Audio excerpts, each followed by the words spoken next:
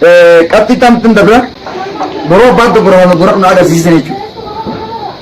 Boroo dongoramuu dandeenyee miti kan dongoran boroo dongoramuu danda'a. Waan kana abbaa taatee gaafa lafaa kaaftu faayidaan isaa maali? Nama achi keessa jiru tokko taatee mul'achuudhaan rakkoo guddaa tokko rakkoo hooggansaa dhugaa jennu amantii kana maanguddoon doodoo dacha'anii dur waaqeffataa ture jedhanii waan dubbatamu kana walitti dhufanii waa raawwachuu nama dadhabsiisan. Dabree ga Oromoo kun yookaan uummanni kun walumatti dhufee warra waa faayidaa ta'u miti. Warra waa keessa ooluu danda'u miti. Hamma jedhamuun itti dhugaa godhala itti aanu samileen cabaa sammuun kun miidhamaa deemaa. Waan kana moggaatti tambisuudhaan ijaaramuun ni danda'ama. Kaayyoo tokko irratti dacha'anii hojjennee nus nama ta'uu dandeenya waan jedhu san akka dhaloonni kun akka qofiin jedhu akka dhaloonni kun waan isaa dhugaa isaa badde bakkatti deeffatuuf warra gahee taphachuudhaaf ol ka'e san keessa yookaan immoo waan hayyoonni baay'een maanguddoonni baay'een itti aadan dabran akkamtaa dhaloonni kun sagantaan ibittinanii bu'aa turan itti miidhamaa itti wareegamaa turan san abbaa hojii waan kanaa ta'anii dhufanii jalqabuun akkasitti sirreessanii jalqabsiisuun waan baay'ee nama boonsu keessa ofiititti.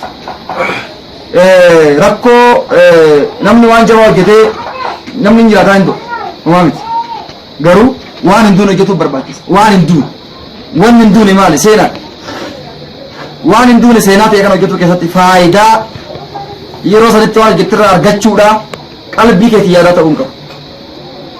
Warri guddatan maal jedhan biyyoon nama guddatan yeroo ammaa kanatti humna gurguddaa qaban hooggantoota isaanii keessaa garii maal jedhanii dabran biyyi tiyya maal naa gootan jedhini ani biyya tiyya maalan godhe jedhii of gaafadhu akka jedhan san faayidaa akkamiitan argadhe osoo ta'e dhaabbata kana keessatti gumaata akkamiitan bu'aa akkamiitan waan margeetoo boru hin buqqaane kan dhala keenyatiif illee ifa ta'ee furmaata ta'e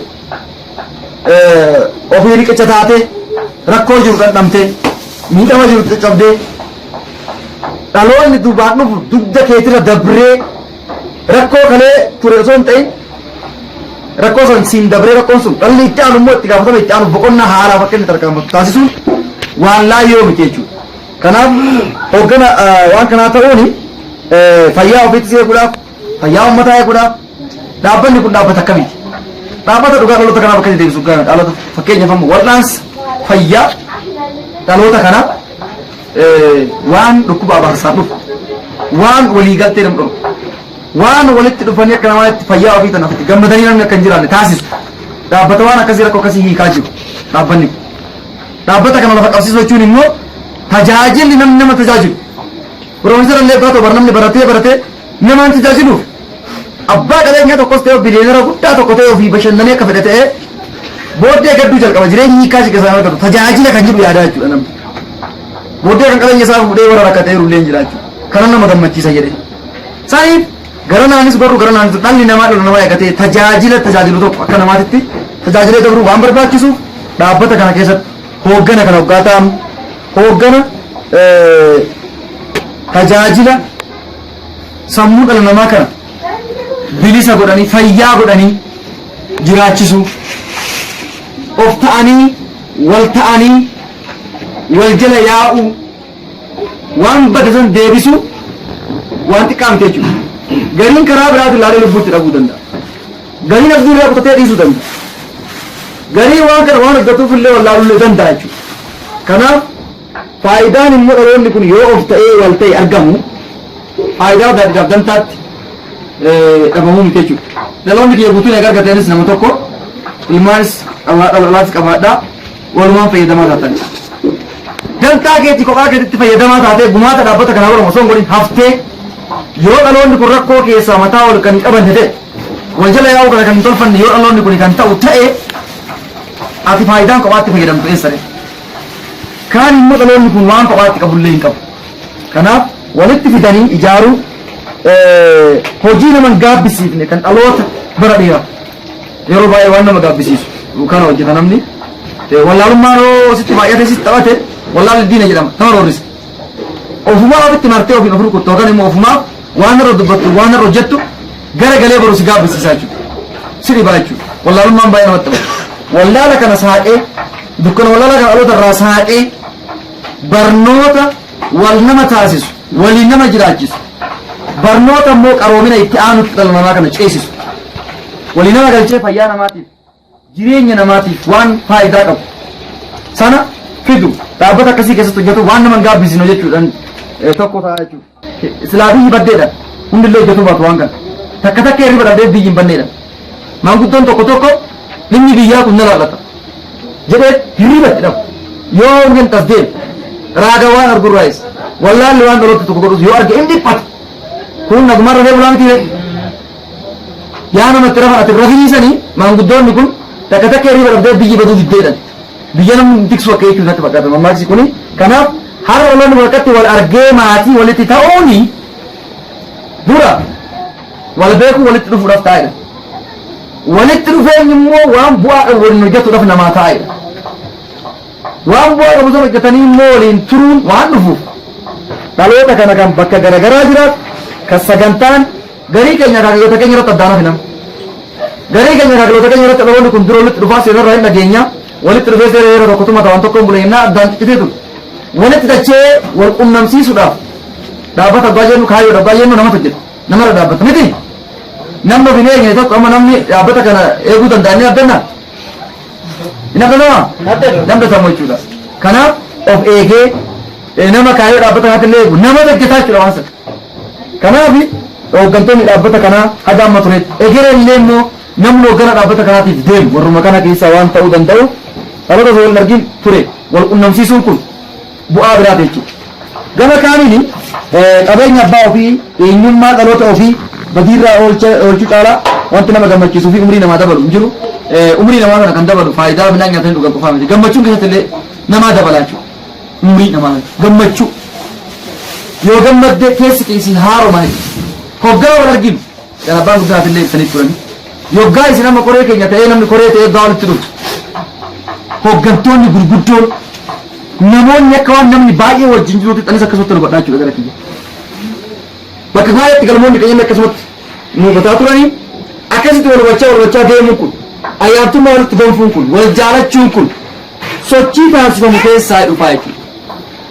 Egaa bu'aa bu'u kanarraa fayyadamaa waan ta'anuuf yookaan gammachuu waan irraa argannu gama biraatiin haamilee egeree cimanii jirutillee waan nama kennu dhaabbata kana keessa hojjechuun yookaan hooggana dhaabbata kanaa hoggaanan jedhu waayyuu galmaa dabalatee waan qabaa jechuudha.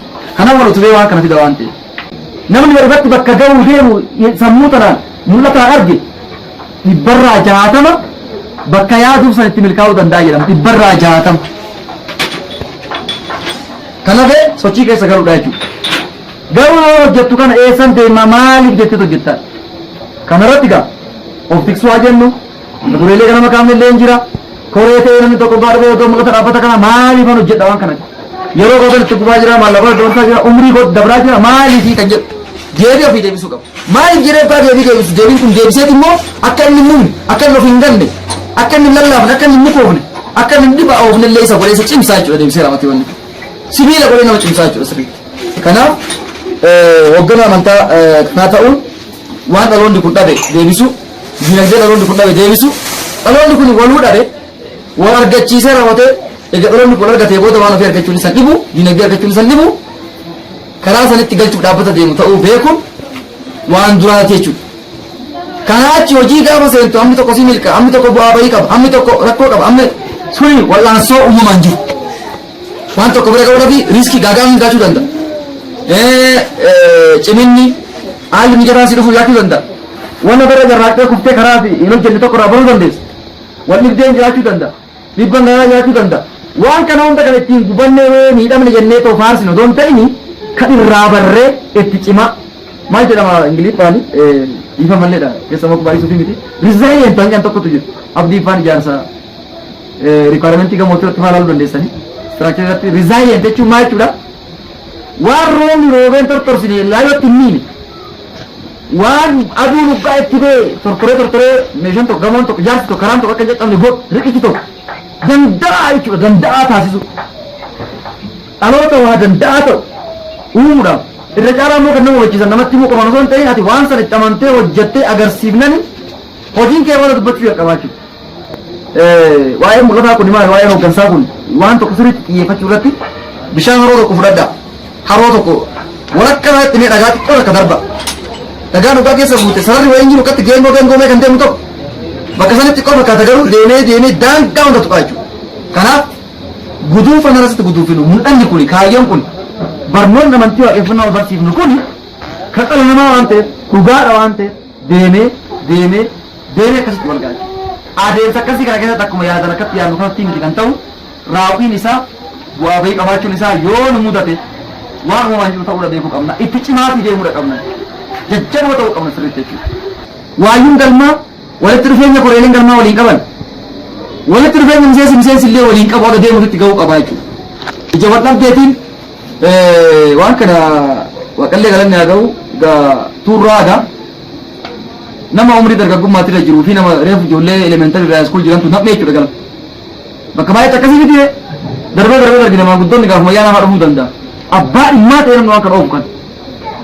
Bakka kanatti waan bilchaate waan hin bilchaatiin baay'ee wal keessa dhufa umrii wajjin wal qabate. Kanaaf wanni galmaa kun nama bilcheessuu qaba. Waan danda'uu qabnu, waan obsuu qabnu, gorsuu qabnu, namni irratti walimatu tokko ta'uu qabna ofii keenyaaf. Sini galama akka dhugaan jedhu. Namni irratti walimatu dhugaan jedhu nama gartee murtiin inni kennu nu qubsa jedhanii ana galmaa itti qufan tokko ta'uu qaba namni. Yoo wal tuffiin jiraatee yoo ofii keetii waan sana raawwachaa hin deemne bakka jedhatti yoo hin argamne gatiin kee gadi.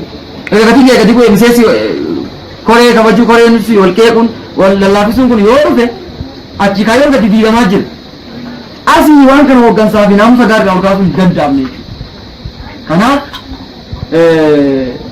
kunumaan aan godhu kun waan jaarsummaa keessa ilaaluudhaan malee miti jedhanii akkasitti kan yaadan yoo ta'e yeroo inni deemee yoo ta'e mallattoo naa kennitu hooggan akkasii ta'ee gahee taphachuu qaba. Innis immoo namoota akkasii oomishuu qaba.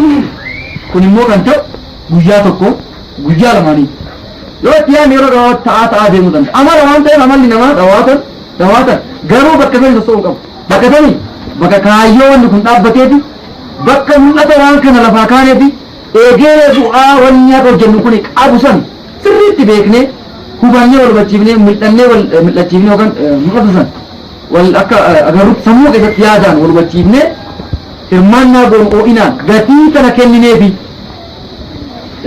hirmaannaa goonu irratti hoogganaa ta'ee namni waayyuu galmaa wal ga'ii wiirtuu haa ta'u wal ga'ii koree giddugaleessaa wal ga'ii ji'aan gammoonni walitti qaban gahii walii galaati irratti hirmaannan isaa lallaaf mata akka malichaa deeme dhaabbata sana yookaan galma san diibuu hawaasa silaa bakka bu'eessan namni bineensaaf namni rakkoof saaxile tajaajila amantaa kanarraa argamu bu'aa galmi qabu kan dhabsiise abbaa kan ta'uu ofirratti beekuu qabaachuudha. Hoggan eegatee dura fakkeenya ta'uu barbaachisa. Wareegama illee kafalu barbaachisaa jechuudha. Wareegama nagammaan kafalan jechuu kiyyaa miti. Nama wareegama kafale qabu.